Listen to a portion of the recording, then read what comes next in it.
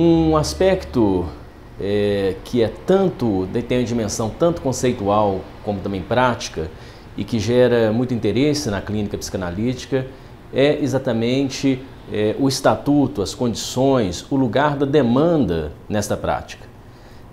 Nesse sentido, me parece válido que nós possamos aqui, juntos, pensar sobre alguns argumentos, alguns indicativos, algumas sinalizações relacionados à demanda na clínica psicanalítica.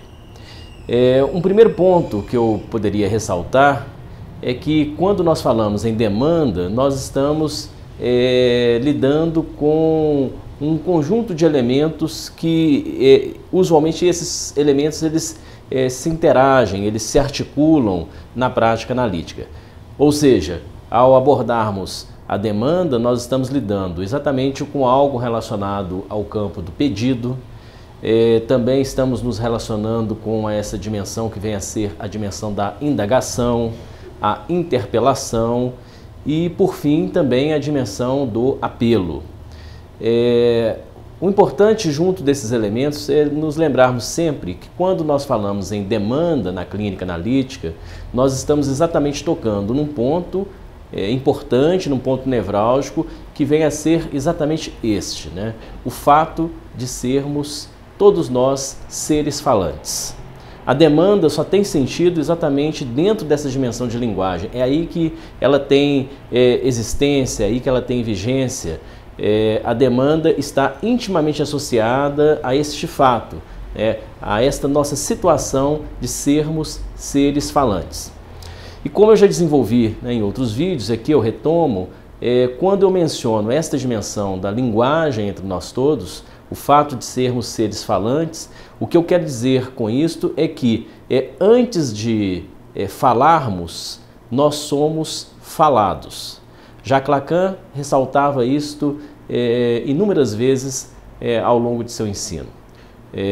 Nós não só falamos, não só articulamos, não só usamos a palavra, não só assumimos a dimensão do verbo, mas nós somos tocados pela linguagem, nós somos atravessados pela linguagem. Então, antes de termos a capacidade, inclusive fônica, a capacidade muscular, a capacidade motora, a capacidade cognitiva de construirmos palavras, depois frases, expressões, antes disto, nós já somos falados. Nós temos, de certa forma, um lugar este que não é nada muito claro, mas para nenhum de nós, mas nós temos um certo lugar, uma certa dimensão que a pré-existência de um outro que fala sobre mim, que se dirige a mim, e esta fala, inclusive, ela é composta também de silêncio, esta pré-existência faz com que eu seja tocado pela linguagem, seja impactado pela dimensão linguística antes mesmo da minha capacidade de assumir a posição de ser de fato um ser falante de uma dada língua. Aqui para a gente entender isso um pouco mais, é importante aqui abrir um parêntese, por exemplo, pensarmos na relação da criança recém-nascida, por exemplo, de um bebê com a mãe.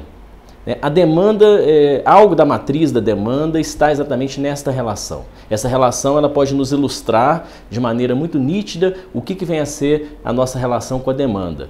Porque ali nós temos alguns outros aspectos que também compõem a dimensão da demanda, que é a nomeação e a interpretação da própria demanda. Por exemplo, quando a criança está assujeitada a um adulto que ocupa a posição, a função de mãe, o choro, o grito da criança, até mesmo o murmúrio que a criança emite, o mexer da criança, por exemplo, no berço, isto é lido por este outro que cuida dessa criança de alguma maneira. Então, há ali algo que é lido, que é nomeado, que é interpretado por um outro, que está, portanto, submetido à palavra do outro. Então, nesse sentido que a demanda passa sempre por essa relação com uma certa alteridade, uma falta da criança, supostamente tida enquanto falta, ela é interpretada, ela é lida por um outro. Então, nesse sentido que eu estava dizendo, que Um exemplo, o grito de uma criança pode ser entendido, interpretado por aquele que ocupa essa função materna como: está faltando algo para essa criança. Ela sente frio, ela sente fome, ou ela grita demais, ou ela grita de menos, ela me incomoda, algo dessa ordem. Mas no sentido de que ali já temos exatamente uma palavra e uma interpretação que antecede a própria capacidade dessa criança expressar o que eventualmente ela está sentindo ou o que eventualmente ela queira. Eu voltarei um pouco mais adiante nessa questão da interpretação de uma falta, porque isso é importante para localizarmos melhor a demanda na clínica psicanalítica. Então, o que eu quero dizer? Que em se tratando da demanda, o que está em jogo é esse campo. Por isso que eu ressaltei aqui essa relação da criança assujeitada a um adulto que ocupa a posição de mãe. A demanda, primeiramente, ela se apresenta ali, o que nós chamamos de o campo do outro. Não se trata, portanto, de uma capacidade fônica, estritamente falando. Inclusive, as pessoas que não têm essa capacidade fônica, por vários motivos, elas estão inseridas nesse campo de linguagem, portanto, também nesse campo da demanda. E trata-se muito mais de uma afetação da linguagem, de ser afetado pela linguagem, afetação provocada pela linguagem sobre nós, sobre o nosso corpo, sobre a nossa vida, do que necessariamente uma capacidade muito reducionista de conseguir expressar algo. Então temos essa presença de uma alteridade. A demanda tem muito a ver com isso, uma relação com o outro. Por exemplo, pensemos aqui, um episódio também, ele é ilustrativo, mas rico em circunstâncias clínicas, por exemplo, o episódio de Robinson Crusoe. Ou seja, uma pessoa na condição de Robinson Crusoe, estou falando da condição, alguém sozinho numa ilha tal qual Robinson Crusoe. E o mundo de Robinson Crusoe é num dado momento que ele está sozinho. Esse mundo se transforma radicalmente quando ele, caminhando pela praia, ele percebe que ali tem marcas, tem pegadas de um outro que não necessariamente são as marcas dele. Então ali ele vê a marca que rapidamente introduz naquele mundo dele a presença de um outro. E naquele momento tudo muda. Ele, ao ver a marca, depois veio a ser o nativo, sexta-feira, com quem ele se encontra, ao ver a marca de um outro, ele se interroga: quem é esse outro? O que ele quer de mim? Estará ele me vendo neste exato momento em que eu percebo a marca dele diante de mim? O outro me observa nesse exato momento em que eu me deparei com a sua presença? Já caí na armadilha do outro ou não? Esse outro será um companheiro ou esse outro será um opositor? Então, esse conjunto de indagações, de interrogações, o enigma que está posto aí, ele é introduzido no mundo de Robinson Crusoe exatamente no momento que ele se depara com uma alteridade. E daí, então, tem uma possibilidade de buscar o quê? Um reconhecimento, situar-se diante de, buscar um reconhecimento diante desse outro. Essa dimensão do reconhecimento, então, um apelo que se dirige ao outro, ou um apelo que instaura a alteridade, mais do que se dirigir, e ao mesmo tempo traz para esta dimensão a possibilidade do reconhecimento, do se posicionar diante de, separar-se ou não do outro, distinguir-se ou não do outro, ser semelhante ou não ao outro, esses elementos todos fazem parte dessa dimensão possível do reconhecimento. E um outro aspecto muito importante é que, se estamos falando de demanda, estamos falando de alteridade, estamos falando de uma interpretação, por exemplo, naquela célula mãe-criança, a mãe interpretando por meio da linguagem o que supostamente falta à criança, então temos aqui também um outro elemento importantíssimo, que é a dimensão do mal entendido. Então, falar em demanda, considerar a demanda na clínica analítica, é também considerar a dimensão do mal entendido, que está inerente na linguagem. Nesse sentido é que demanda e mal entendido caminham de mãos dadas, e daí uma formulação também de Lacan. A demanda é sempre demanda de uma outra coisa. Então, a demanda ela não se reduz estritamente àquilo que está expresso nela. A demanda não tem essa pega, não tem essa concretude final que poderia ser expressa numa frase, uma formulação. Por mais que alguém demande algo, demande presença, alimentação, comida, dinheiro, um copo d'água, um calor, um afastamento, um tempo, a demanda ela é sempre alguma coisa que, tendo esta articulação com a linguagem mal entendido, ela sempre poderá abrir a possibilidade para uma outra coisa um pouco diferente do que aquilo que está sendo demandado. Ou seja, a demanda ela introduz exatamente na cena analítica essa relação complexa entre o sujeito e a alteridade. Seja a alteridade que está diante dele ou, mais ainda, de maneira mais aguda, a alteridade que lhe habita, né? Aquilo que está naquela frase famosa de Rimbaud, o eu é um outro. Então, essa alteridade que faz com que eu sempre tenha uma certa estranheza em relação a mim mesmo. Essa alteridade que faz com que eu não seja inteiramente transparente a mim mesmo.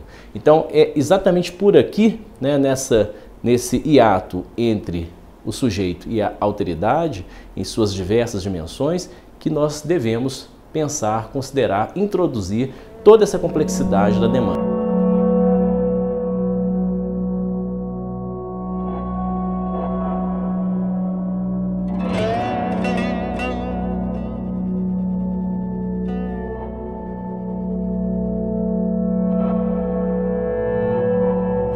Bem, resta sublinhar também que a demanda, pensada aqui, né, exatamente na nossa condição de sermos seres falantes, falados antes da própria capacidade fônica, a demanda ela também pode ser expressa, ela pode ser posta em cena sob a dimensão de um ato, de uma atuação.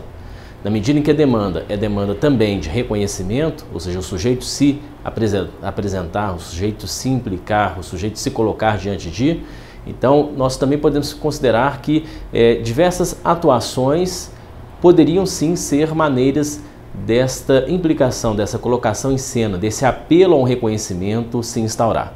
Isso há de ser melhor visto ao longo da trilha analítica, né, a cada análise, mas nós podemos ter como indagação até que ponto as mais diversas atuações que temos, né, em nossas vidas não são, de certa forma, modos de buscar um apelo de reconhecimento. Aí sim, a dimensão da demanda se torna muito mais ampla do que necessariamente a expressão vocal da demanda. Agora, para que tudo isso? Para que todas essas considerações, né, em relação à demanda? O que isso tem a ver com a clínica analítica? Temos de ressaltar que o psicanalista ele lida constantemente com o território da demanda. Os pacientes chegam até nós nos demandando diversas coisas, diversas situações. A demanda ela expressa ao longo de uma trajetória analítica. As demandas se colocam, né? Demanda de reconhecimento, demanda enquanto interpretação da falta do outro, a demanda enquanto apelo, a demanda enquanto essa relação complexa com a alteridade. Então é nesse sentido que o analista tem de estar muito atento a todas essas considerações, a todas essas faces que compõem a demanda. Sobretudo, por quê? Olhem só, junto daquela formulação que associa demanda com a linguagem, portanto com mal entendido, Jacques Lacan vai nos propor também uma formulação muito interessante, uma formulação bastante clínica. Ele vai propor que o analista não deve responder à demanda do paciente. O que isso quer dizer? O analista não deve responder à demanda do paciente. Significa que o analista não cumprimenta, não olha para o paciente, não responde nada que o paciente lhe pede, lhe interroga? Não, nada disso. Aliás, cada vez mais é importante na contemporaneidade que o analista esteja bem presente na cena analítica. Essa cena, essa imagem do analista muito apagado, distanciado, aquele que não responde à demanda como aquele analista muito emudecido, mortificado, isso já não cabe mais nas conduções das análises na contemporaneidade. Não responder à demanda é exatamente considerar que a demanda é sempre demanda de uma coisa outra. Então, nesse sentido, é que o analista ele não considera, estritamente falando, de uma maneira cabal, que aquilo que é expresso na demanda, por exemplo, o objeto sinalizado pela demanda, seja exatamente aquilo que está em jogo no apelo, no pedido do paciente.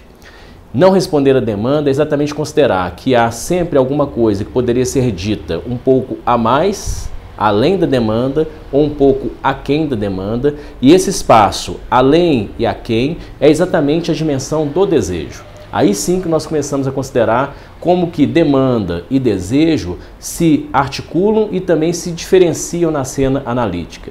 Não responder a demanda exatamente para que uma outra coisa que não só a demanda ou aquilo que está expresso na demanda surja em cena, se coloque, né, que seja considerado pelo analisando. É exatamente essa outra coisa, esta coisa outra que diz respeito à dimensão do desejo. Portanto, não responder à demanda exatamente para privilegiarmos alguma coisa um pouco fora da demanda. E essa coisa um pouco fora da demanda é exatamente o desejo. É isso aí. Até nosso próximo encontro.